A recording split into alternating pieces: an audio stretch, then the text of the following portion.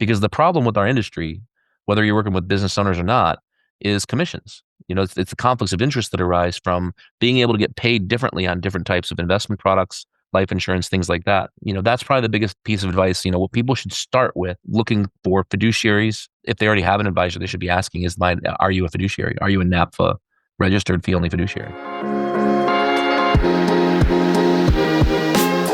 Welcome back to Elevate Your Business, a podcast where we discuss proven, transformative approaches to business growth and exit strategies. Join us as we talk to successful entrepreneurs, share new and profitable ideas, and help you grow wiser and wealthier so you can experience limitless success in both life and business. Now, here's your host, Adam Koós, business transition consultant and founder of Elevate and Exit at elevateandexit.com. Yo, what's up, everybody? In this episode, I joined Gary Heldt on the Grow Your Business and Grow Your Wealth podcast.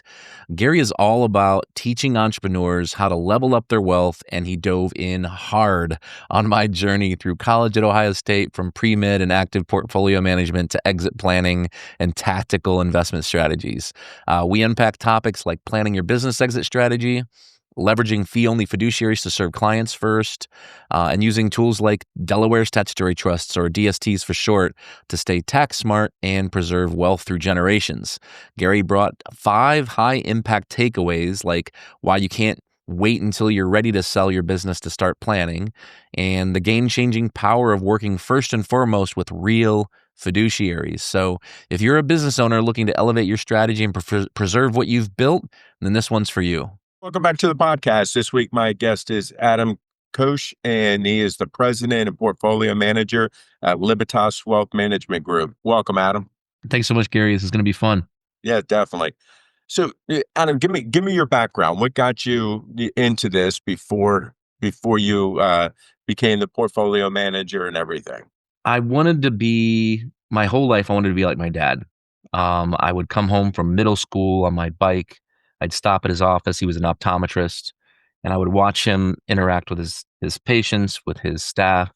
I just admired how much they loved him, and how much his staff got along with him. And I just thought, one day I want something like that. I want to help people and have that kind of thing. And went to school for pre-med, shadowed him for a day, and realized that optometry is very boring.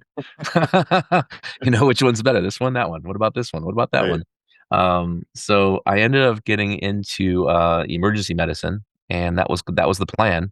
And to make a very, very long story short that I won't bore you with, I ended up kind of had some things happen in my life that caused me my senior year to drop out of the pre-med program, and I ended up a financial surgeon instead. So we went from pre-med to finance and financial planning and investment management, and I started my career at 21 years of age. I always say, 10 days before the World Trade Center went down, I weighed 60 pounds lighter, so I looked like I was 16. And I was, going door to door, business to business, trying to get people 3 times my age to trust me with their life savings, which wasn't an easy thing to do when you consider the market's precipitously falling. But then, I kind of was a fast starter. I busted my butt. I worked hard and started this company, Libertas, at, November 4th of 2004. So I was 25 years old when I hung my own shingle, and eventually, it took a few years, but I ended up getting exactly what I wanted, which was to have what my dad had, but maybe not optometry, instead, financial services. And then in 2020, right around the time you started your podcast here, I was reading a book called Walking to Destiny by Chris Snyder, and the statistics that I read upset me. They made me angry. They shocked me. And the statistics, you've probably heard them, are 80% of business owners' net worth is in their company, which you're shaking your head because everybody shakes their head when they hear that. Yep, that makes sense.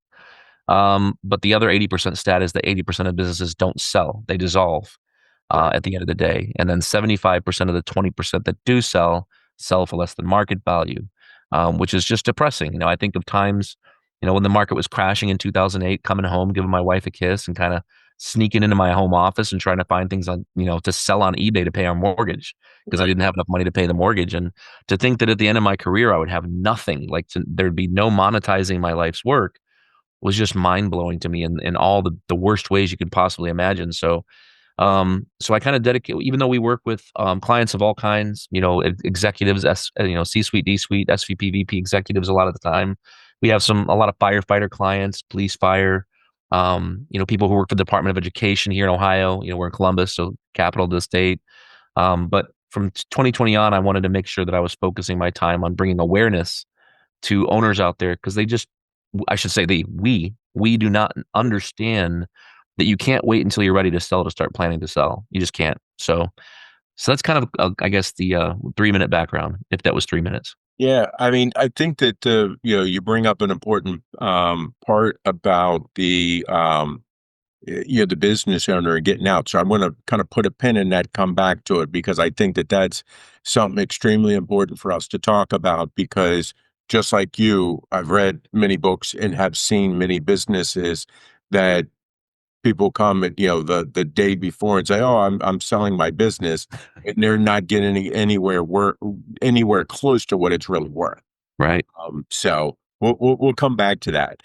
Um, what is it about the financial arena that really gets you excited and gets you to really stay in this? Because obviously you were looking at the medical field there for a while, and then Mhm. made that switch, and then now that you've done this for 20 years now.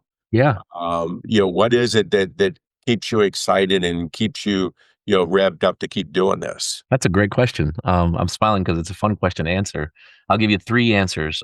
Two have to do with me and my business, and the third has to do with kind of my personal mission. So the two that have to do with me and the business is that for the same reason I wanted to do emergency medicine, I get really, really bored really easily. And in this business, whether you're dealing with a wild and crazy looking portfolio, if you're dealing with a very complicated financial planning situation, somebody who's got a complicated, stock options program at their place of work.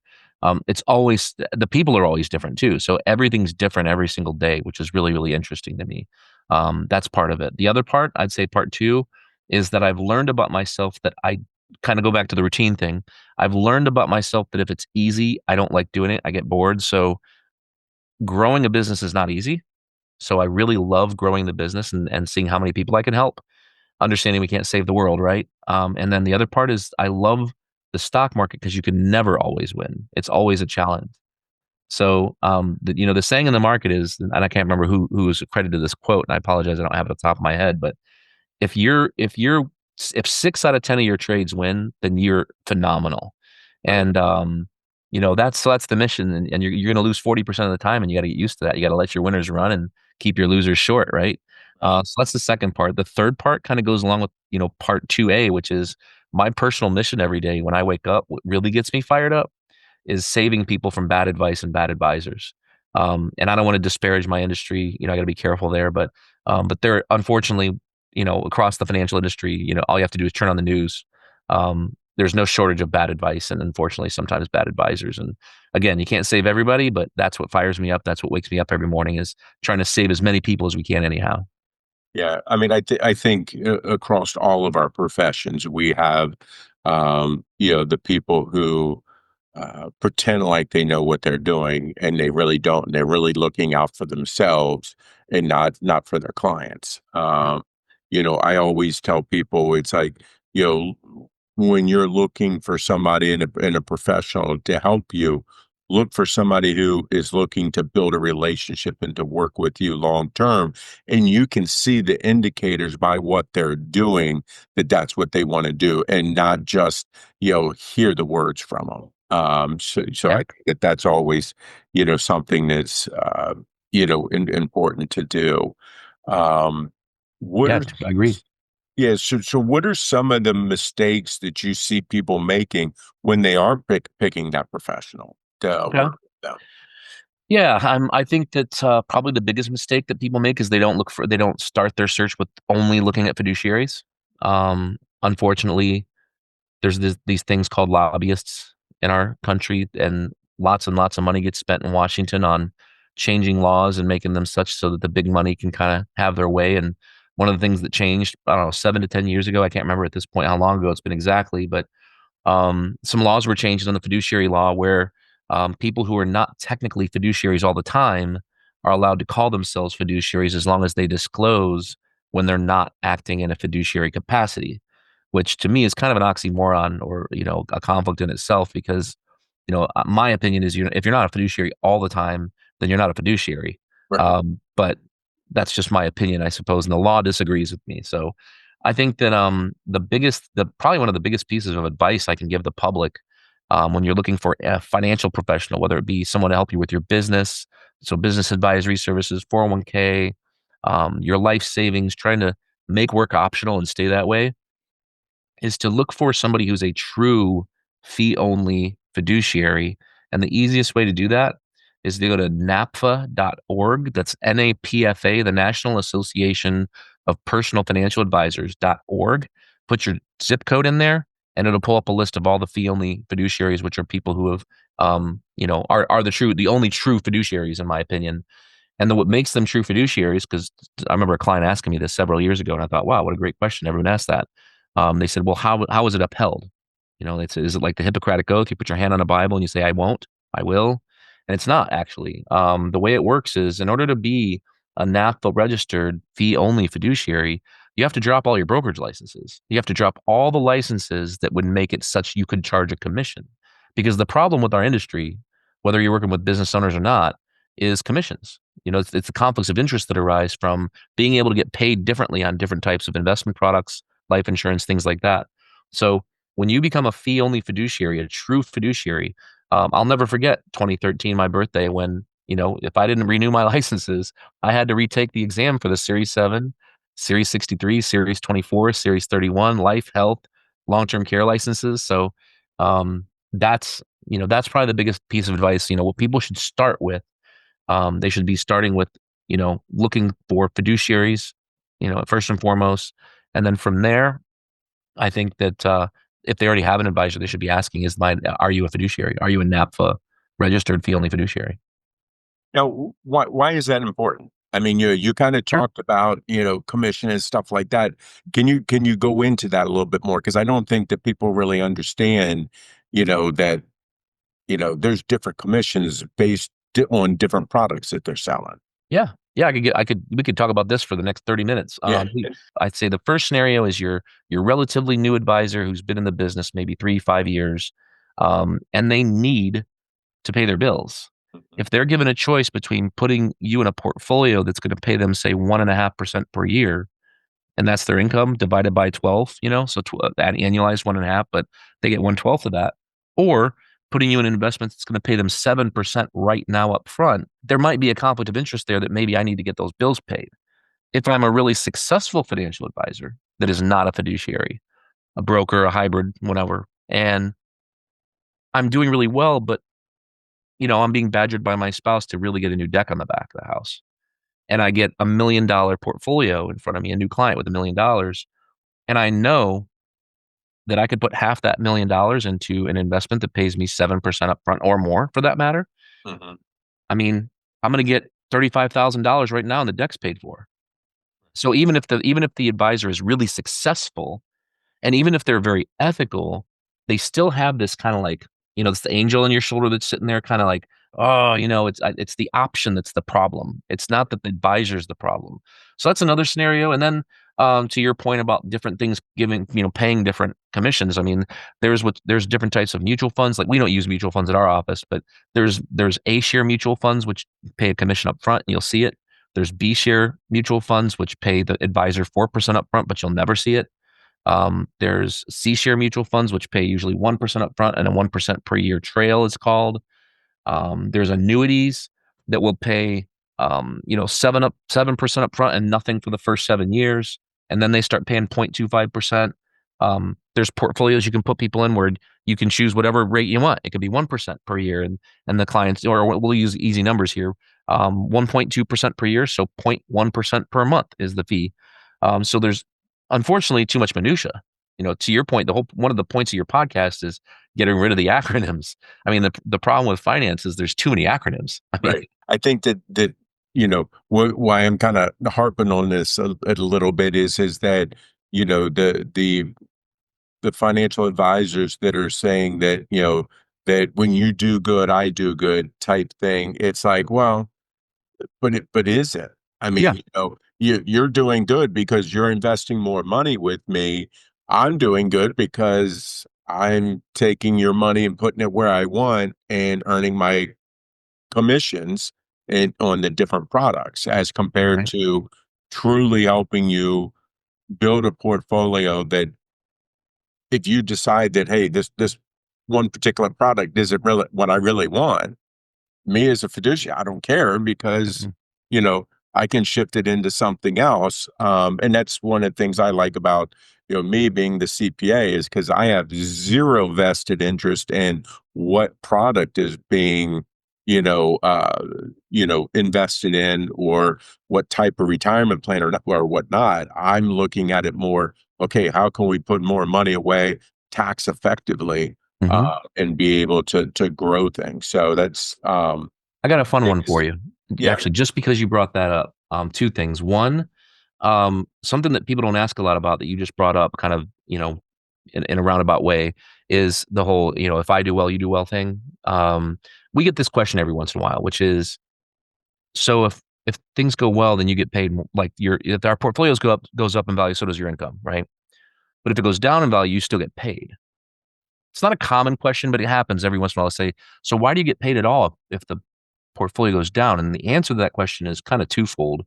One, it's if you do a really great job in a market that's down like 2007, 8, and 9, market's down 57% from top to bottom, and you do a great job and they're only down, say, 18%, then you go out of business within what, 6 months, as soon as because you're not getting paid. I mean, so that's not possible. The second piece of that is there are companies that charge on profits only, and they're called hedge funds. And everybody's heard of a hedge fund, but the way they charge is not just on profits. They charge I don't mean to hear, it's not really an acronym, but they say 2 and 20 or 3 and 30. And what that means is they charge 2% per year plus 20% of profits, or they might charge 3% per year plus 30% of profits. So hedge funds are incentivized to speculate like crazy because they make their money on the profits. And then when things don't go down, that 3% isn't really all exciting to them. So that's the first thing. The other thing, because you mentioned, being a CPA, tax efficient investing. Here's another thing that comes into fees and commissions that we're working on right now, actually. We've got a commercial real estate company down in Miami that's working with us and referring some clients to us who are typically, doctors, attorneys. They own the building that they're practicing out of, and they're getting out of the business, and they want to sell their business, their building. Problem is they paid 400,000 for the building, 15 years ago, 20 years ago, and now it's worth 20. I'm done 20. I'm sorry. Say it's worth 2 million. 20 million would be amazing, by the way. Yeah, yeah. Um, but it's worth 2 million now. They don't want to pay the cap gains tax. Well, they also don't want to 1031 it into another like kind property. So in other words, they don't want to exchange it to another investment property. So there are these things called DSTs, which stands for Delaware Statutory Trust. And it's a way to transfer your real estate from active real estate into passive real estate that pays, say, 3.5% per year cash flow. So you can get interest of 3.5% per year, avoid the capital gains tax completely. And when that property is sold someday, you can just 1031 it again and again and again. And eventually one day you'll pass away like we all do, and it'll step up in basis. And now your family gets all that money tax free.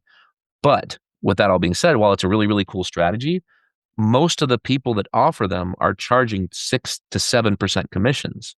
Whereas, again, a food fiduciary, we charge a flat fee. It doesn't really matter if it's, $10 million or $100,000. The work's the same if you're doing one DST for both of those transactions, even though you probably wouldn't. But I digress. Right. I mean, I think that, I've had some clients that we've done that with.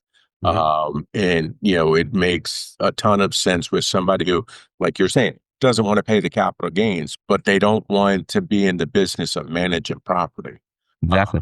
We've even had people besides the commercial real estate also do it with some residential stuff and, a lot smaller deals. But I think that that's, again, looking at it that you're a fiduciary, it's like, okay, you're trying to think outside the box for people also, which is really helpful because too many times, people just, they want to fit things in a box. And, it's isn't always good for the clients if we do that, for sure. We're back to my disdain for routine now, aren't we? Right, exactly. Exactly. Exactly. Um, I want to get back to the with the business owner and selling their business and things like that. You know, I've run into many times where, the business owner has, again, the day before saying, okay, here, I got my business is sold. And it's like, what do you mean your business is sold? You know, can you talk about that a little bit? Because I mean, since that you've gotten into that arena now, and looking at, what you would advise a business owner at this point, say that they're in their mid-50s, and they have their business. What advice would you give them? I think I'll give you two things. One, I'll tell you kind of like a couple pieces of advice, and then I'll tell you a story. So, one, I would say to any business owner in their mid 50s looking to sell someday, they should start planning now. They shouldn't wait. That's the problem with the industry as owners. When I say as owners, we as owners, we keep saying we'll deal with it when it's time to sell, but that's not the time to deal with it. And if you want to sell your company and monetize your life's work for what it's worth, then you should plan for it and you should give yourself at least 3 years to do it. That planning should involve at least I'd say a 6 to 12 month process with somebody who knows how to build a plan. That's what we do. It would then be handed off to a fractional CFO or CPA who would then implement that plan with the owner executives if there's multiple owners. And then, usually there's somewhere in the ballpark of 12 pillars of change we can make. We're not going to try and change all 12. We're going to try and focus on the, say, six that are going to move the needle the most. Because what we're trying to do here is we're trying to increase the absolute value of the company first and foremost. And the second thing we're trying to do is increase the multiple. And the multiple can change, but it's usually based on intangibles. It's based on things like what's your top client? What's the percentage of revenue that top client is responsible for? What is the average revenue for the top 5 clients? How involved is the owner? Any buyer does not wants to see a company where the owner's not as much involved. They can come in and buy it. They don't want to buy a job. They want to buy a company. Um, Things like continuity plans. Having a continuity plan in place. Things like having I don't want to call them golden handcuffs, but having incentive bonuses or salary contracts in place with the key employees so they don't leave within 6 months after selling. There's so many things that you can do. I mean, I could go on and on about this more time than we have. I was going to say, I think this may be a part two, Yeah, because like you said, I mean, what I wanted to get out of you today with that is just that there are a lot of got a pieces plan. to it, and that it's not something that you can accomplish in 6 months, Yeah. 12 months even. So definitely like to kind of get back with you on a part two on that, because I think that that's something that is extremely important for those business owners, because we have again the baby boomers, and they're all starting to retire and Yeah. things like that, and they need to do something with those businesses, and a lot of them don't have family to leave it to, or they have the family but they don't want to operate the business. And maybe they shouldn't sell it to their family. This is something I'm pretty passionate about, actually. I have 2 boys. I will not allow them to take my company over. And here's why. I think that the best buyer for my company is going to be somebody who's just as passionate about this business as I am, that's going to take great care of our clients, that wants a turnkey operation they can walk into. I would rather sell my company someday to somebody like that and reinvest a small percentage of that into one of my kids' businesses that they're passionate about than to try and put a square peg in a round hole. I mean, what are the chances that one of my 2 children just happen to be great for financial advisory service? Probably pretty small. Yeah. I mean, I have 2 kids myself, and neither one of them wanna have anything to do with the business. But they like coming in and helping out and stuff like that, and they do that, but neither one of them are like, "Yeah, dad, no, not interested." Yep. So so Adam, what have I not asked you you wish I had? Oh, geez. I've loved this conversation so far. It's right up my alley. So I would say, how about this? I would say that for owners, be very careful when somebody tells you to invest in something other than your 401k plan or company sponsored retirement plan if you haven't maxed it out. When somebody says, well, what about a Roth or what about a life insurance retirement plan, or another phrase, marketing phrase for those are ELIPs, executive life insurance plan. I believe that a lot of these investments should be last. There's a pecking order. There's a pecking order. And the first thing you should do is you should have a company retirement plan for your company, obviously a 401k, simple SEP, whatever makes the most sense for you. And then you should max that bad boy out. I mean, reduce your tax bill as much as you possibly can before you even think about Roth IRAs, brokerage accounts, and especially life insurance. So how about that? There you go. There you go. I think the other thing I see many, and this is doctors and physicians, dentists, etc., that someone had told me, and this was another physician said that these are dumb medical investments that people make. And what she meant by that was that they were going out to invest in other businesses that they knew nothing about, but somebody told them that they could make a lot of money. So they jumped into it and make, that dumb business investment. And again, now the physician who told me so, it's one of those things where it's like, invest in what you know. I mean, I think that's a smart thing to do. Especially the business, yeah. Adam, if people like what they hear and they want to reach out to you, learn more about you and your business, how can they do that? First place is probably LinkedIn. That's probably the easiest place to find me. Probably just Google me, just Adam, Koos. But the two websites to check out would be libertaswealth.com and then elevateandexit.com for specifically education and free tips on exit planning, business transition planning. Great. Adam, appreciate your time today and enjoyed our conversation. No, thank you. Yep. Hey, this week my guest was Adam Koós, and he is the president and portfolio manager at Libertas Wealth Management Group. Thank you, and I'll see you guys next week. We hope you enjoyed today's episode. To complete our free business valuation quiz or to set up an introduction call, just head over to elevateandexit.com. This podcast is for informational purposes only and should not be considered legal, financial, tax, or as a basis for investment decisions. Always consult a professional business transition planning consultant or a certified exit planning advisor before implementing any of the ideas shared in this episode.